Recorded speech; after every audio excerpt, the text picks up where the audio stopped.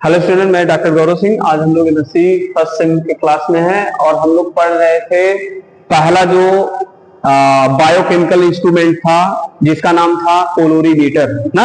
ये कोलोरीमीटर, स्पेक्ट्रोफोटोमीटर, ये सब बायोकेमिकल टूल्स या टेक्निक में आप लोग पढ़ रहे हो ना।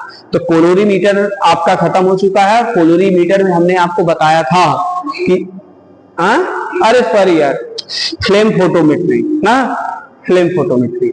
तो फ्लेम फोटोमेट्री हमको भी कोलोरीमीटर वो याद आ रहा है बीएससी में तो फ्लेम फोटोमेट्री आप लोग पढ़े थे कि जब वो फ्लेम प्रोवाइड किया जाता है ना एयर प्रेशर से और उसके अलावा फ्यूल से ना। जैसे आप लोग पहले स्टोव देखे थे, स्टोव घर पे रहा होगा ना, और जब तक उसमें हवा नहीं भरोगे तो उसका जो ऑयल है वो ऊपर नहीं चढ़ेगा और तब तक वो जलता नहीं था। समझ में नहीं? तो उसी प्रकार आपका फ्लेम फोटोमेट्री भी है कि ऑयल आएगा, उसके बाद एयर प्रेशर आएगा, जिसके कारण क्या होगा भाई, जिसके कारण तब वो वहां से जब फ्लेम जाएगा तो लेंस से होते हुए वो फिल्टर लगा रहेगा, उसके बाद फोटो सेल रहेगा ना, और फोटो सेल से तब जाके वो कह सकते हैं कि एम्पलीफायर पे रहेगा जो गैल्वेनोमीटर वगैरह से अटैच रहेगा ना। तो वहां से अब क्या किया जाएगा भाई, वहां से वो लाइट एनर्जी को किसमें चेंज करता है, इलेक्ट्रिकल एनर्जी में। उसके बाद सिग्नल के फॉर्म में वहां पे जाएगा, हम आसानी के साथ उसमें जो एटम्स वगैरह रहेंगे, जो हम टेस्ट सोल्यूशन लिए रहेंगे ना, उस एटम, पहले एटम भाई ग्राउंड स्टेट में रहेंगे, तो जैसे ही फ्लेम को रिसीव करेंगे एनर्जी को, लाइट एनर्जी को, एक्साइटेड स्टेट में होंगे ना। फिर एक्साइटेड से होंगे तो वो जो एनर्जी रहेगा उसका वो इन फॉर्म ऑफ सिग्नल या उसके रूप में वो पहुंचेगा वहां पे एम्पलीफायर तक ना, जो गैल्वेनोमीटर से अटैच रहेगा, जिसके कारण हम उसको क्या कर सकते हैं, उसको हम डिटेक्ट कर सकते हैं ना। तो ये किसमें है, फ्लेम फोटोमेट्री में। दूसरा आज हम लोग बायोकेमिकल टेक्निक है जिसका नाम है स्पेक्ट्रोफोटोमीटर। क्या नाम है बच्चा, स्पेक्ट्रोफोटोमीटर। हेडिंग बनाइए, स्पेक्ट्रोफोटोमीटर पढ़ेंगे ना।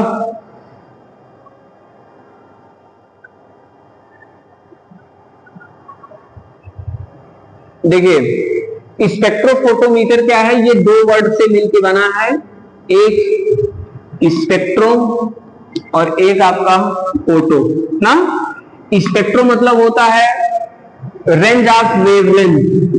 क्या नाम है, रेंज ऑफ वेवलेंथ, वेवलेंथ ना।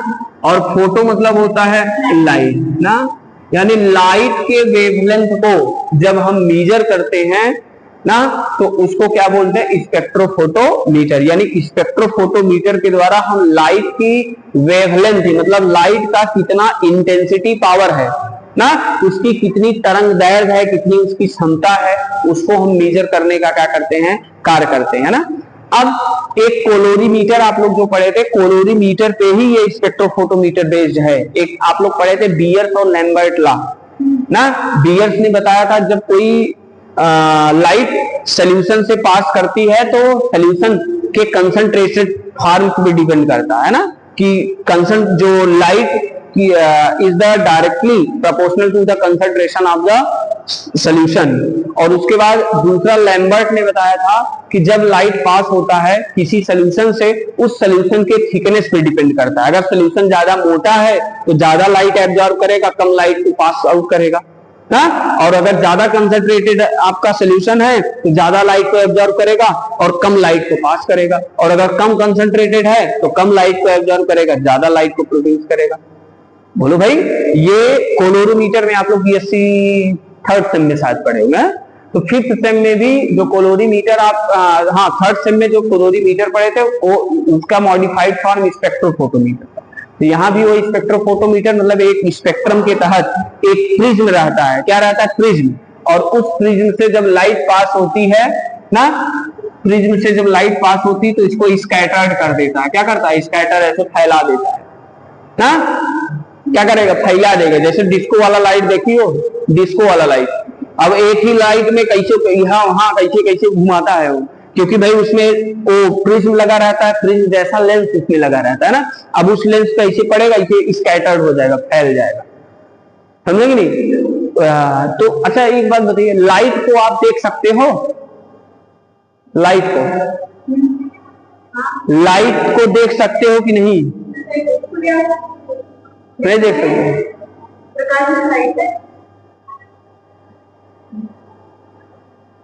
लाइट को नहीं देख सकते हैं? देख सकते हैं। अगर 200 से 700 नैनोमीटर तक का अगर वो है, लाइट का वेवलेंथ है, इंटेंसिटी है, तो हम उसको देख लेंगे। अरे भाई हम आपको देख रहे हैं, आप हमको देख रहे हो, लाइट पड़ रहा है तभी ना। हाँ नहीं, तुम भी रहो, हम रहे और सब रहे, तो देख पाओगे का?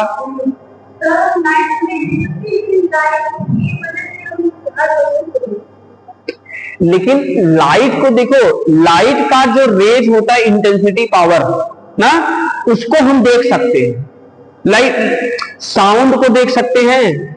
नहीं, साउंड को हम नहीं महसूस कर सकते हैं ना। इसमें जो होता है सुगंध या वो सब, उसको देख सकते हैं? नहीं, केवल हम उसको क्या कर सकते हैं? महसूस कर सकते हैं। अब लाइट रेज जहां पे पड़ रही है भाई, उसको तो हम जनरली पूरा देख नहीं सकते, लेकिन हाँ जो लाइट का जो जहां से फोकस पड़ रहा है, जैसे बैकग्राउंड जैसे ब्लैक है बैकग्राउंड, अब उस पर हम लाइट जलाएंगे तो देख नहीं सकते हम। बोलो भाई। अब लाइट जैसे आप ऐसे वो करिएगा कि रोशनदान से लाइट आ रहा है, मान लीजिए घर पूरा बंद है और केवल वही खुला है, लाइट ऐसे प्रकाश आ रहा है। अब उस प्रकाश में आप लोग देखते होंगे कि जो रेज आता है उसी में सैंड पार्टिकल जो होते हैं, छोटे छोटे बालू के कण होते हैं, ऐसे उड़ते हुए दिखाई देते हैं।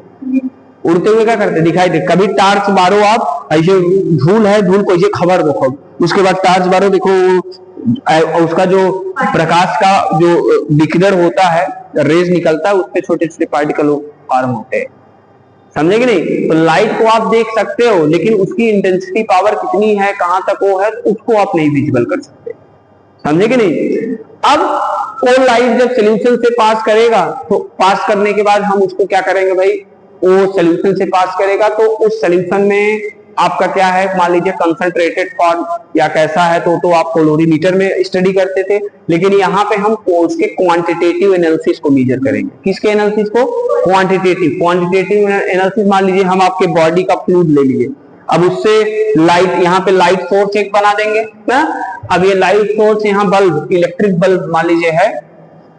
अब इस बल्ब से क्या होगा भाई, लाइट जब यहाँ पे पास होगा ना, साइलेंट करो जी, लाइट यहाँ से पास होगा प्रिज्म से होते हुए, तो वो जाएगा कहाँ पे, वो जाएगा उस टेस्ट सोल्यूशन पे। और टेस्ट सोल्यूशन में अगर प्रोटीन कितना है या वो कितना है, हम आपके प्लाज्मा को ले लिए, अब उस प्लाज्मा में कितना प्रोटीन है, उस प्रोटीन के क्वांटिटेटिव एनालिसिस को हमको जानना है ना, उसकी मात्रा कितनी है। तो हम क्या करते हैं कि हम स्पेक्ट्रोफोटोमीटर का जनरली क्या करेंगे, हम यूज कर लेते हैं।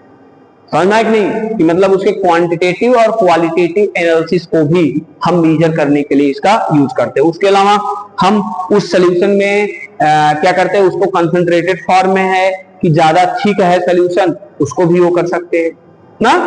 हाँ, तो कलर और सोल्यूशन का कलर कैसा है, कलर पैटर्न, उसको भी मेजर करने के लिए हम ये स्पेक्ट्रोफोटोमीटर का यूज करते हैं कि लाइट जब एक स्पेक्ट्रम के तहत वो पास होके डिस्प्ले पे पहुंचेगा, अभी डिस्प्ले बताएंगे ना, डिस्प्ले रहेगा उस पे पहुंचेगा, तो हम डिस्प्ले पे आसानी के साथ क्या कर सकते हैं, उसको मेजर कर सकते हैं। हाँ, जैसे शादी वगैरह में देखो ड्रोन कैमरा होता है, ड्रोन कैमरा लाइट तो क्या करता है, अगर अंधेरा रहेगा फोटो नहीं पाएगा कोई के, अब उसको रिसीव करता है, उसके बाद जगह जगह एलसीडी लगा होता है, डिस्प्ले लगा होता है, आप उस पे पहुंचता है, आप उसको विजुअल कर लेते हो, देख लेते हो ना उसको भी। ठीक है, तो लिखा दे कुछ इसमें थोड़ा बहुत लिख लो। आज ये पेपर मतलब ये खत्म कर दे, यूनिट आपका ये है, इसमें थोड़ा सा लिखिए स्पेक्ट्रोफोटोमीटर में, लिखिए the word spectrophotometer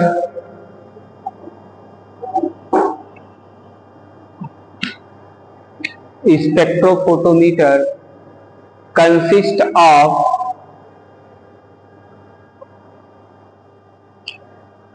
of two words. ये स्पेक्ट्रोफोटोमीटर वर्ड है, ये दो वर्ड से मिलके बना है। That is spectro equal to, ऐसे लिख लो, लिखे हैं बोर्ड पे, that is spectro equal to range of wavelength and photo equal to light, and photo equal to light.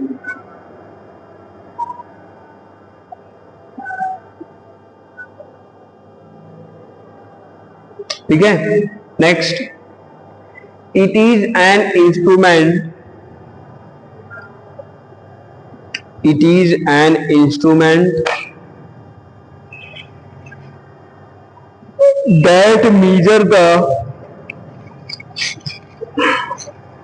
that measure the absorption of, कहाँ थे जी, मिला, बहुत अच्छे। चलो अभी हमको दे देना, हम लेके जाएंगे। क्या लिखे,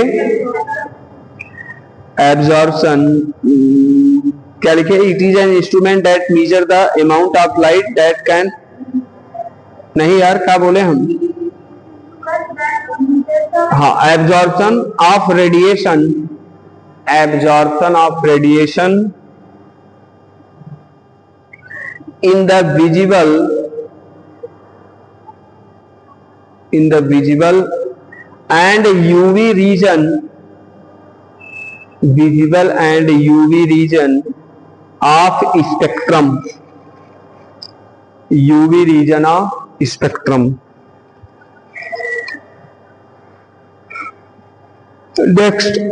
next point, the spectrophotometer,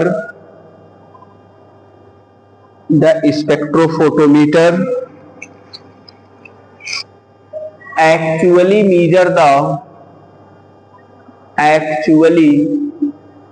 measure the wavelength of light, light के तरंग दैर्घ्य को, wavelength of light, range in particular region, range in particular region turned as, turned TUR यानी turned as